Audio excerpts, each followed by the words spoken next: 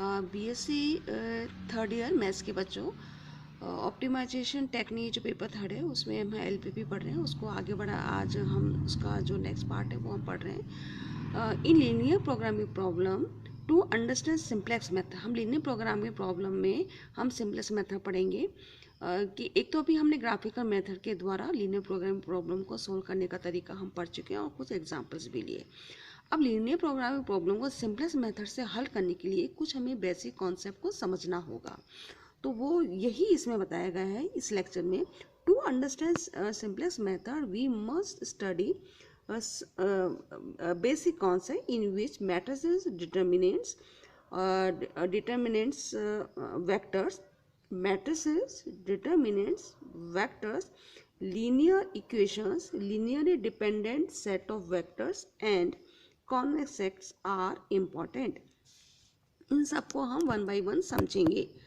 पहला है matrix. Matrix क्या होता है ये आप अभी तो आप तो थर्ड ईयर में हैं, मैट्रिक्स को आप स्कूल एजुकेशन में पढ़ चुके हैं, उसको आज मैं वापस रिपीट कर रही हूँ, उसको परिभाषित कर रही हूँ। क्या होता है मैट्रिक्स? अ रेक्टेंगुलर अरे of numbers is called matrix. And what is rectangular अरे?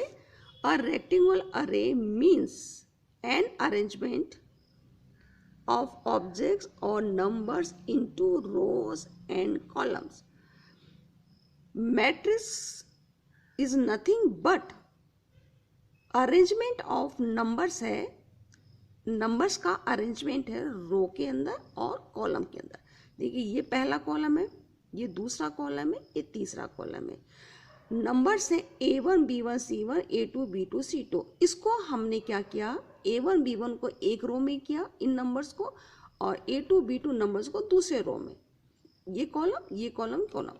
सिंपली मैट्रिक्स क्या है? अरेंजमेंट ऑफ नंबर का रो के अंदर और कॉलम के अंदर रिप्रेजेंटेशन को हम मैट्रिक्स बोलते हैं। अब आता है vectors. A matrix having single row और कॉलम इज कॉल्ड वेक्टर। ऐसा मैट्रिक्स जो सिंगल रो या सिंगल कॉलम रखता है उसको हम वेक्टर कहते हैं। फॉर एग्जांपल यह एक सिंगल, ये इसमें सिर्फ एक रो है, तीन कॉलम है। तीन कॉलम में पहले कॉलम में नंबर 1, दूसरे कॉलम में नंबर 2, तीसरे कॉलम में नंबर 3 आता है। तो ये सिंगल रो का एक मैट्रिक्स है, इसको हम रो वेक्टर बोलते हैं। यह सिंगल कॉलम है, कॉलम तो एक है लेकिन 3 रो है, पहले रो में 1, दूसरे रो में दूसरा नंबर, तीसरे रो में 3, लेकिन कॉलम एक है, तो इसको बोलेंगे कॉलम वेक्टर। अब जो ये रो वेक्टर और ये कॉलम वेक्टर, इसमें जो 1, 2, 3 नंबर आ रहे हैं, इसमें ये 1, 2, 3, इसमें 1, 2, 3, इसको हम 1, 2, 3 को इस रो वेक्टर के अवयव बोलेंगे या कंपोनेंट बोलेंगे, और इस कॉलम वेक्टर के 1, 2, 3 को हम एलिमेंट बोलेंगे या अवयव बोलेंगे हिंदी के अंदर। Geometrically a row vector this and ये column vector have no difference. क्यों? क्योंकि ये और ये जनरली 3 डायमेंशनल स्पेस के अंदर एक पॉइंट के कोऑर्डिनेट को रिप्रेजेंट करते हैं। दोबारा समझिए, ज्योमेट्रिकली अगर हम बात करें, ज्योमेट्रिकली ये रो वेक्टर है और ये कॉलम वेक्टर, ज्योमेट्रिकली इन दोनों का में कोई डिफरेंस नहीं है। ये रो वेक्टर और ये कॉलम वेक्टर ज्योमेट्रिकली 3 डायमेंशनल इसके स्पेस के अंदर किसी एक बिंदु की कोऑर्डिनेट को रिप्रेजेंट करता है।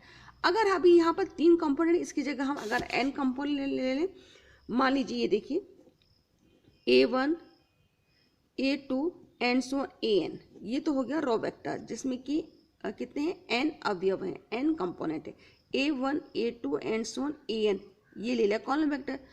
तो अभी तो हमने ऊपर एग्जांपल लिया था 3 कंपोनेंट वाला। अब ये रो वेक्टर है और ये कॉलम वेक्टर, ये भी ज्योमेट्रिकली इन दोनों वेक्टर्स में, रो वेक्टर और कॉलम वेक्टर में कोई अंतर नहीं है। यह n डायमेंशनल यूक्लिडियन स्पेस के अंदर एक वेक्टर के निर्देशांक को रिप्रेजेंट करता है, तो ये भी उसी बिंदु की निर्देशांक को रिप्रेजेंट करता है। अब null vector, if any vector having all components 0 then such a vector is called null vector. उसका एक एग्जांपल ये है।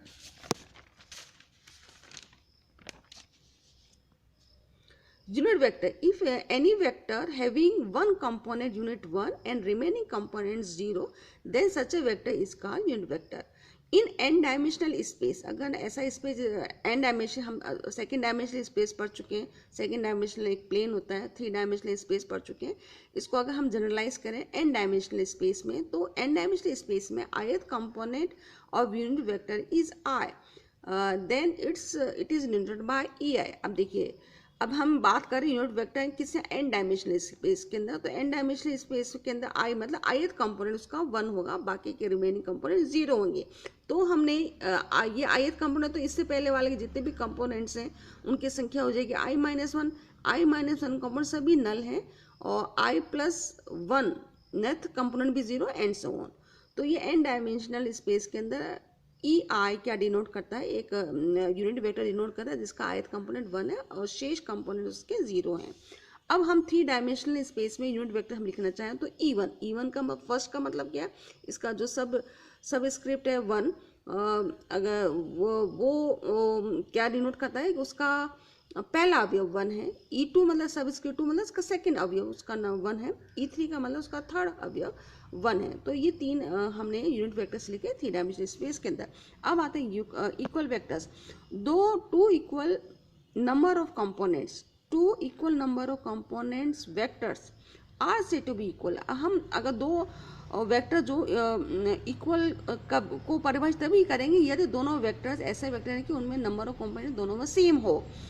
तो हमने दो वेक्टर्स लिए ए बी, जिनमें दोनों में नंबर ऑफ कंपोनेंट की संख्या बराबर है, इसमें भी n कंपोनेंट, इसमें n कंपोनेंट, ये दोनों वेक्टर इक्वल कराएंगे यदि corresponding components equal, that is a1 is equal to b1 हो, a2 is equal to b2 हो, and so on, an is equal to bn, वही यहाँ पर लिखा गया है। अब आते हैं addition of vectors, two equal number of components vector, मतलब ऐसे दो वेक्टर या दो से अधिक वेक्टर जिनमें कंपोनेंट्स की संख्या बराबर हो, उनको हम ऐड कर सकते हैं। ऐड करने के बाद प्राप्त जो रिजल्टेंट है वो भी एक वेक्टर होगा, और उसमें कंपोनेंट्स की संख्या वही होगी जो हमने वेक्टर्स आपस में जोड़े हैं। तो मान लीजिए दो वेक्टर्स हमने लिए, ये n कंपोनेंट वेक्टर, ये दूसरा n कंपोनेंट वेक्टर है, इन दोनों को हमने जोड़ा, तो इनके कॉरस्पॉन्डिंग जो कंपोनेंट्स वो आपस में जुड़ जाते हैं। तो हमने देखा रिजल्टेंट भी एक वेक्टर है जिसमें अवयवों की संख्या वही है जो a और b में अवयवों की संख्या है। अब हम आते हैं multiplication of A vector by a scalar. एक ये n कंपोनेंट वेक्टर है, इसको हमने कोई लैम्डा, कोई एनी स्केलर क्वांटिटी है, उससे हम मल्टीप्लाई करते हैं। मल्टीप्लाई किया न करने पर हर अवयव लैम्डा से मल्टीप्लाई हो जाता है, तो परिणाम स्वरूप जो वेक्टर प्राप्त होता है वह भी n कंपोनेंट एक वेक्टर ही होता है।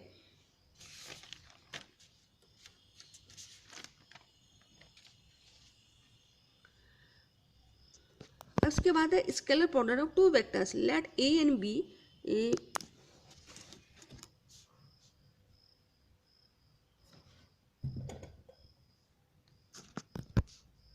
let a and b are two n component vectors, then scalar product of a and b, दो वेक्टर का डॉट प्रोडक्ट अगर हम ले मतलब स्केलर प्रोडक्ट लें तो उनके जो कॉरस्पॉन्डिंग कंपोनेंट्स हैं वो आपस में मल्टीप्लाई हो करके ये ऐड हो जाता है। तो एक ये हमारे पास एक स्केलर एक क्या प्राप्त होगी, एक राशि प्राप्त होती है, क्योंकि सारे जो कॉरस्पॉन्डिंग जो कंपोनेंट्स वो आपस में मल्टीप्लाई और आपस में ऐड होते हैं कि स्केलर नंबर हमें प्राप्त होता है यदि हम दो वेक्टर्स को का स्केलर प्रोडक्ट लेते हैं। अब आते हैं यूक्लिडियन स्पेस में।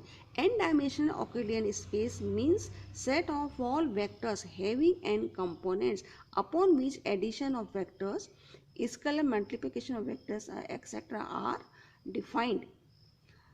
This type of space is denoted by En generally. We know two-dimensional and three-dimensional Euclidean space, which are the set of points in two-dimensional plane and three-dimensional space respectively, are generally denoted by E2 and E3. देखिए पहले E2 समझिए, E2 क्या है, two dimensional plane है। What is E2? E2 is the collection of all points या vectors का collection जिसमें दो कंपोनेंट होते हैं, और वो जो पॉइंट्स हैं या वेक्टर्स हैं वो क्या डिनोट करते हैं, E2 के अंदर किसी एक बिंदु के निर्देशांक को डिनोट करते हैं। इसी प्रकार से E3 is the collection of all points या वेक्टर्स, मतलब पॉइंट बोला या वेक्टर बोला, वेक्टर जिसके कि तीन कंपोनेंट हैं, और वो क्या डिनोट करता है, वेक्टर जिसके तीन कंपोनेंट है कलेक्शन ऑफ पॉइंट है या कलेक्शन ऑफ वेक्टर्स है, और वो वेक्टर किसी बिंदु के निर्देशांक को डिनोट करता है जिसमें कि 3 कंपोनेंट आ रहे हैं E3 के। अब E2 E3 समझ लें। अब इसको हम n डायमेंशनल स्पेस में इसको जनरलाइज करते हैं। हम अप टू किसके लिए जाते हैं, n डायमेंशन ऑक्यूपेंट स्पेस, उसको हम किसे डिनोट करेंगे, En से। तो what is En? En is the collection of all points या of all vectors having n component and they are generally denoting coordinate of a point having n components। बस आज इतना ही। इसको अब हम ये हमने खास फिनिश करें। हमने ऑक्लिडियन स्पेस पढ़ा, E2 पढ़ा, E3 पढ़ा, और इसको जनरलाइज किया n डायमेंशनल ऑक्लिडियन स्पेस में। ये हमने डेफिनेशन पढ़ ली। अब इसका नेक्स्ट पार्ट नेक्स्ट लेक्चर में हम पढ़ेंगे। Thank you.